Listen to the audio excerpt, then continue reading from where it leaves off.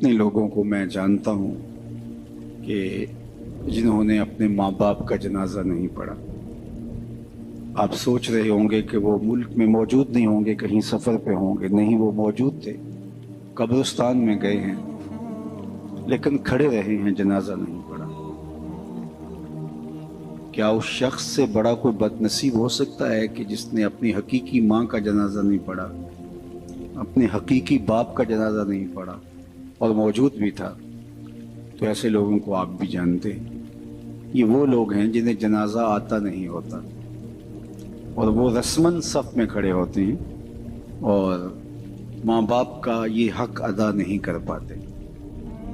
اور اس سے بڑی محرومی اور کیا ہو سکتی ہے کہ انسان اپنے ماں باپ کے جنازے میں کھڑے ہو کر کے ان کا یہ حق بھی ادا نہ کر پائے۔ اور یہ بات ذہن میں رکھیں، جس طرح ماں باپ کی دعائیں اولاد کے حق میں قبول ہوتی ہیں، اس طرح اولاد کی دعائیں بھی ماں باپ کے حق میں قبول ہوتی ہیں۔ جب ماں باپ کے لیے اولاد دعا مانگتی ہے تو وہ خلوص ہوتا ہے اس دعا کے اندر۔ میں نے کتب تصوف میں پڑھا اور ایک حدیث اس کی تائید میں بھی مل گئی، جس شخص نے روزانہ معمول بنا لیا کہ اپنے ماں باپ کے لیے اہتمام سے دعا کرتا ہے، ساری زندگی اس کے رزق میں بے برکتی نہیں آ سکتی۔ یہ آسان سا نسخہ ہے، ماں باپ زندہ ہیں تب بھی، ماں باپ انتقال کر گئے ہیں تب بھی۔ روزانہ ایک وقت متعین کر لیں اور خاص طور پہ ان کے لیے دعا کریں۔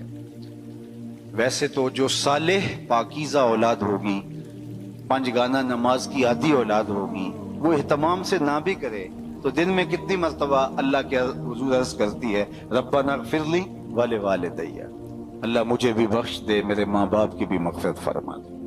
تو خوش نصیب ماں باپ کے لیے دعاؤں کے سلسلے ہوتے ہیں، تو ماں باپ کے لیے دعاؤں کا سلسلہ جاری رکھنا یہ خوش نصیب اولاد کا مقصود ہوتا ہے۔ اوروں سے دعا کروانا، آپ کو اس لیے بلایا گیا ہے نا کہ اتنے لوگوں کے ہاتھ اٹھیں گے، کتنے نیک بوڑھے بزرگ سفید ریش لوگ، نیک سادات کتنے لوگ ہیں، تو اللہ کسی کی قبول کر لے۔ تو اوروں سے دعا کروانا۔ حضرت ابو ہریرہ رضی اللہ تعالیٰ عنہ کہا کرتے تھے، اللہم اغفر لأبی ہریرہ ولأمی ولمن استغفر لہما، اے اللہ ابو ہریرہ کو بخش دے، ابو ہریرہ کی ماں کو بخش دے، اور جو ہم دونوں کے لیے بخشش کی دعا کرے اسے بھی بخش دے۔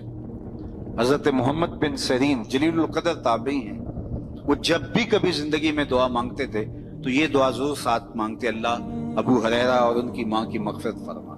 تو کسی نے ان کو کہا کہ آپ کو کوئی خاص ہمدردی ہے، کوئی تعلق خاص ہے ان کے ساتھ؟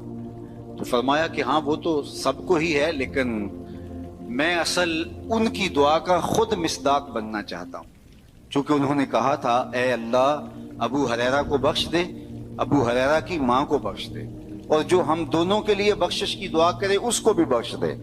تو میں ان کے لیے دعا کرے کہ اپنی بخشش کا سامان کر رہا ہوں۔